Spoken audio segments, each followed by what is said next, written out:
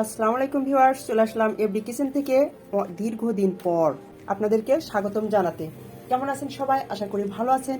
আজকে আমি যে রেসিপিটা আপনাদের সাথে শেয়ার করব তা হলো নদীর মাছ কিভাবে আমি রান্না করি সেই রেসিপিটা শেয়ার করব। আজকে আমি সামুদ্রিক মাছ কিছু নিয়েছি আর নদীর মাছও আছে অনেক রকম, সব মিলে কিন্তু আজকে আমি রান্না করব। অসাধারণ চমৎকার একটা রেসিপি। কোথাও যাবেন না, সাথে থাকবেন। তো কথা আর নয়, রেসিপি শুরু করার আগে একটা অনুরোধ করলাম, সেটা হলো পেজে ফলো দিয়েন, লাইক দিয়েন আর চ্যানেলটা সাবস্ক্রাইব করবেন পরবর্তী ভিডিওগুলো খুব সহজেই পাওয়ার জন্য। চলুন তাহলে শুরু করা যাক মূল রেসিপি। আজকে সকালে হাঁটতে বের হয়ে দেখি একবারে নদীর এই রকম মাছগুলো, মিশানো মাছ, নানান রকম মাছ। তো লোভ সামলাতে পারলাম না, নিয়ে আসলাম আর লবণ দিয়ে আমি এভাবে রেখে দিয়েছিলাম। 10 মিনিট পরেই দেখি সবগুলো মাছ একদম এরকম শান্ত হয়ে গেছে। এখন কাটতে আমার সুবিধা হবে। এর সাথে আরও মাছ নিয়েছি আমি, এই যে সাগরের মাছ। তো আজকে মাছ হবে রান্না, দেখতে থাকুন এই মিশানো মাছগুলো আমি কিভাবে রান্না করি। তো আমি এখানে দেখুন সব মিলে মনে হয় হাফ কেজি মাছের মতো কাটা হয়ে গেছে, ধোয়া হয়ে গেছে। এভাবে আমি পরিষ্কার করে নিয়েছি। এখন এখান থেকে কিছু মাছ আমি নিব। আমার পরিবারের সদস্য সংখ্যা খুবই কম, আমরা মাত্র 3 জন। তো এখান থেকে আমি কিছু শিং মাছ নিচ্ছি, ট্যাংরা মাছ নিচ্ছি, মিশানো মাছ। এই যে এখানেও কিছু, এটা আপনারা কি বলেন, সেই বাম মাছের মতোই ছোট ছোট, আমরা বলি গুচি মাছ। আজকে কিন্তু সাগর নদী একসাথে মিশে দিব আমি। পরিমাণ মতো লবণ দিলাম, হলুদ দিলাম হাফ চামচ। এখন আমি হলুদ লবণ দিয়ে মাছগুলো ভালো করে মিশে নিব, যাতে সব মাছে হলুদ লবণ ভরে যায়। বাকি মাছগুলো আমি রেখে দেব।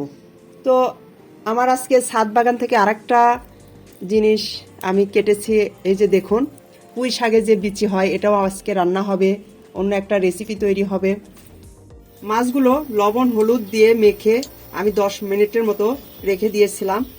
এর মধ্যে আমি চুলা ধরিয়ে একটা প্যান বসে দিয়ে রান্নার রেগুলার তেল গরম করে নিয়েছি। এখন আমি মাছগুলো এই গরম তেলে দিয়ে দেব।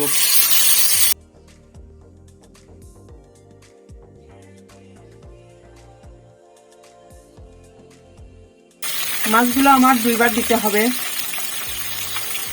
একবারে হবে না, তাহলে আমি উল্টাতে পারবো না। তো মাছগুলো আমি ওই পাশে প্রায় 3 মিনিটের মতো ফ্রাই করে নিয়েছি। এবার উল্টিয়ে দেব।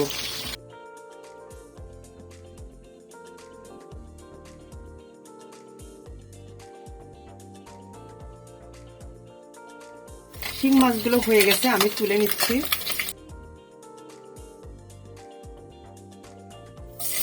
তো বাকি মাছগুলো আমি দিয়ে দিচ্ছি।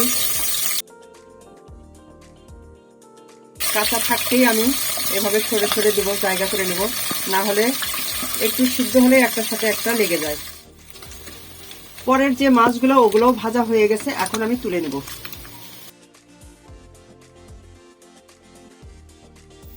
ভাজা মাছ তুলে নেওয়ার পর যে তেলটা আছে, আমি এই তেলটা নষ্ট করব না। এই তেলটার ভিতরেই আমি দিয়ে দিলাম কিছু কাঁচা জিরা আর কালো জিরা, একসঙ্গে করে গরম তেলে দিয়ে দিলাম। আগে থেকে বেটে রাখা পেঁয়াজ এর ভিতরে দিয়ে দিলাম। তো দেখুন পেঁয়াজটা ভাজা ভাজা হয়ে গেছে অনেকটা, আগের মতো আর নেই কালার। এখন আমি এর ভিতর দিয়ে দেব 1 চামচ রসুন বাটা, আদা বাটা দিব হাফ চামচ। পেঁয়াজের সঙ্গে মিশে নেব।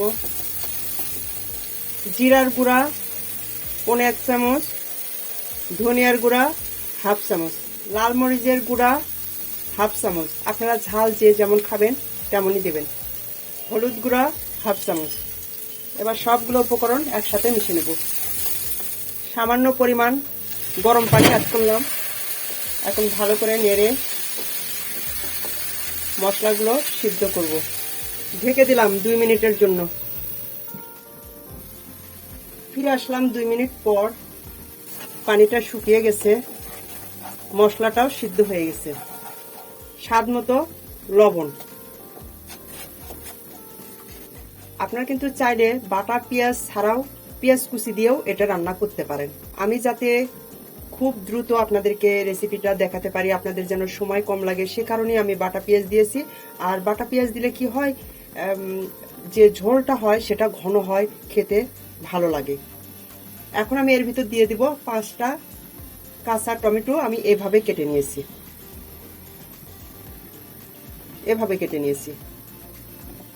আপনারা পাকা টমেটো দিতে পারেন। তো পাকা টমেটো হলে কিন্তু আমি এতগুলো দিতে পারবো না, অল্প 2-1টা দিলেই হয়ে যেত। কাঁচা টমেটো, যে কারণে আমি 5টা টমেটো এখানে কেটে নিয়েছি। তো টমেটোগুলো আমি ধুয়ে কেটে রেডি করে রেখেছিলাম, দিয়ে দিলাম। এখন মশলার ভিতরে এভাবে মিশিয়ে নেব। টমেটো থেকে পানি বের হবে আর এই মশলাতেই সিদ্ধ করে নেব টমেটোটা। আমি কিন্তু একটুও পানি দিইনি, তো তারপরেও মশলার মধ্যেই টমেটোগুলো সিদ্ধ হয়ে গেছে। এখন আমি পানি দেব।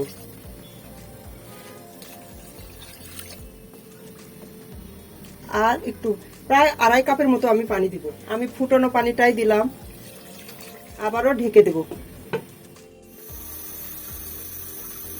ফিরে আসলাম 2 মিনিট পর, পানির বলক উঠে গেছে। এখন আমি ভেজে রাখা মাছগুলো দিয়ে দিলাম।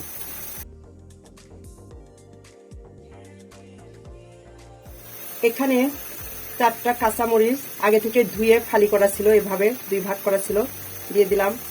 সামান্য ধনিয়ার পাতা কুচি ফ্রোজেন করে রাখা ছিল ফ্রিজে, আবারও ঢেকে দেব। তার আগে লবণটা চেক করে নেব। তো আমরা যে পরিমাণ লবণটা খাই সেই পরিমাণ হয় নাই, যে কারণে আমি আবারও সামান্য পরিমাণ লবণ দিলাম। ফিরে আসলাম 5 মিনিট পর। তো হয়ে গেছে, টমেটো সিদ্ধ হয়েছে। এখন নামানোর আগ দিয়ে ভাজা জিরার গুঁড়ো দিয়ে দেব, ঢেকে দিলাম।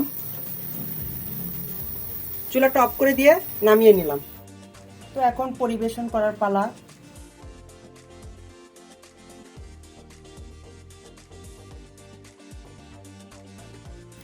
আমার এই রেসিপিটা আপনাদের কাছে কেমন লাগলো অবশ্যই আপনারা এভাবে রান্না করে খেয়ে কমেন্ট বক্সে জানাবেন। যদি আমার রেসিপি ভালো লেগে থাকে তাহলে ভিডিওটা শেয়ার করবেন, পেজে ফলো দিবেন আর চ্যানেলটা সাবস্ক্রাইব করে দিবেন। এই জন্য পরবর্তী নতুন নতুন ভিডিও যখনই আমি আপলোড করব আপনারা সঙ্গে সঙ্গে পেয়ে যাবেন। আমার তো মনে হয় মানে গোস্ত দিয়ে যে পরিমাণ খাবার না খাবেন, ভাত না খাবেন, তার চেয়ে দ্বিগুণ বেশি এই রকম মাছের ঝোল দিয়ে ভাত খেতে পারবেন। শীতের এরকম ঝোল হলে আর কোনো তরকারি লাগে না। তো আজকে এখান থেকেই বিদায় নিচ্ছি, পরে আবারও নতুন ভিডিও নিয়ে আপনাদের মাঝে উপস্থিত হয়ে যাব। ততক্ষণ আপনারা ভালো থাকুন, সুস্থ থাকুন, আমার জন্য দোয়া করবেন।